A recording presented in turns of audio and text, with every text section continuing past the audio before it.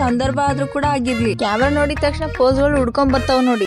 ನಮಸ್ಕಾರ ಕಣ್ರಿ, ಎಲ್ಲ ಹೇಗಿದ್ರೆಲ್ಲ ಚೆನ್ನಾಗಿದ್ರ ಅಂತ ಅನ್ಕೊಂಡಿದೀನಿ. ಅನ್ಕೊಳ್ಳೋದ್ರೇನಿಲ್ಲ, ಎಲ್ಲ ಚೆನ್ನಾಗಿರ್ಲೇಬೇಕು. ಈಗ ಇನ್ನೊಂದೇನಪ್ಪಾ ಅಂತ ಅಂದ್ರೆ, ನಮ್ ಫ್ರೆಂಡ್ ಮೇಘನರಾಜ್ ಅವರು ಹಾಸ್ಪಿಟಲ್ ಅಲ್ಲಿ ಅಡ್ಮಿಟ್ ಆಗಿದ್ರು ಕೂಡ ಅದೇನೋ ಗೊತ್ತಿಲ್ಲ, ಕ್ಯಾಮ್ರಾ ಓಪನ್ ಮಾಡಿದ ತಕ್ಷಣ ಈ ತರ ಯಾಕೆ ಅಂತ. ಏನೇ ಆಗಿರ್ಲಿ, ಅದೆಂತ ಸಂದರ್ಭ ಆದ್ರೂ ಕೂಡ ಆಗಿರ್ಲಿ, ಕ್ಯಾಮ್ರಾ ನೋಡಿದ ತಕ್ಷಣ ಪೋಸ್ಗಳು ಹುಡ್ಕೊಂಡ್ ಬರ್ತಾವ್ ನೋಡಿ. ಅಡ್ಮಿಟ್ ಆಗಿದ್ರು ಕೂಡ ಹೇಗ್ ಪೋಸ್ ಕೊಡ್ತಿದ್ದಾಳೆ ಅಂತ.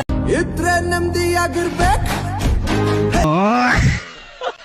ಅಲ್ಲಿಂದ ಬಂದ್ಬಿಟ್ಟು ನಾ ಫ್ರೆಂಡ್ಗೆ ನನ್ ಬಗ್ಗೆ ಏನಾದ್ರು ಹೇಳು ಅಂತ ಹೇಳ್ತಿದ್ದೆ ನೋಡಿ. ಅದಕ್ಕೆ ಅವಳು ಏನಂತ ಹೇಳಿದ್ಲು ಗೊತ್ತಾ, ನೀನೊಂಥರ ಖುಷಿ ತರ ಇದ್ದಂಗೆ ನನ್ನ ಲೈಫ್ ಅಲ್ಲಿ. ನಾನು ಇಷ್ಟೊಂದು ಖುಷಿಯಾಗಿದ್ದೀನಿ, ಜೊತೆಗೆ ಇಷ್ಟು ನಗ್ತಾ ಇದ್ದೀನಿ ಅಂತ ಅಂದ್ರೆ ನಾನ್ ನಗೋಕ್ ಕಾರಣನೇ ನೀನು ಕಣೆ, ನನ್ ಜೀವ ಇದ್ದಾಗೆ ಕಣೆ ನೀನು ಅಂತ ಸೆಂಟಿಮೆಂಟ್ ಡೈಲಾಗ್ ನ ಹೊಡೆದು, ಆಮೇಲೆ ನಿಜ ಏನೇ ಅನ್ಬಿಟ್ಟು ನಾನ್ ಕ್ಯಾಮ್ರಾ ಆಫ್ ಮಾಡ್ಬಿಟ್ಟು ಅವಳ ಹತ್ರ ಹೋದ್ರೆ, ಅಷ್ಟೇ ಎಮೋಷನಲ್ ಎಲ್ಲ ಆಗಕ್ ಹೋಗ್ಬೇಡ, ಕ್ಯಾಮ್ರಾ ಆನ್ ಇತ್ತಲ್ಲ ಅನ್ಬಿಟ್ಟು ಅಷ್ಟೇ ಹೇಳ್ದೆ ಅಷ್ಟೇ, ಮತ್ತೇನಿಲ್ಲ ಅನ್ಬಿಟ್ಟು ಹೇಳ್ಬೇಡದ.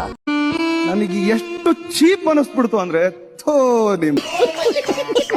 ಅಲ್ಲಿಂದ ಒಂದು ವಿಡಿಯೋ ಶೂಟ್ ಮಾಡೋಣ ಬಾ ಅಂತ ಹೇಳಿದ್ರೆ, ಚೆನ್ನಾಗಿ ತಿರ್ಸೆ ಅಂತ ಅಂದ್ರೆ ರಿವರ್ಸ್ ತಿರ್ಸಿದ್ಲು ನೋಡಿ. ಗಿರ್ಲಿ ಮತ್ತೆ ತಿರ್ಗ್ಸು ಅಂತ ಹೇಳಿದ್ರೆ ತಿರ್ಗ್ಸ್ಬಿಟ್ಟು ಕ್ಯಾಮ್ರಾನ ಸೈಡ್ ಇಟ್ಕೊಂಡಿದ್ದಾಳೆ ನೋಡಿ. ಕೊನೆಗೆ ರಿಸಲ್ಟ್ ಹೇಗ್ ಬಂತು ಅಂತ. ಜನರೆದುರಿನಲ್ಲಿ ನಿನ್ನ ನೆರಳಾಗಿ ನಿಲ್ಲುವೆ ಜಗದ ಕೊನೆತಿರುವವರೆಗೂ. ಇವತ್ತಿಗೆ ಇಷ್ಟೇ, ಮತ್ತೆ ಸಿಗೋಣ ಮುಂದಿನ ವ್ಲಾಗ್ ಅಂತ ಹೇಳ್ತಾ ಬಾಯ್.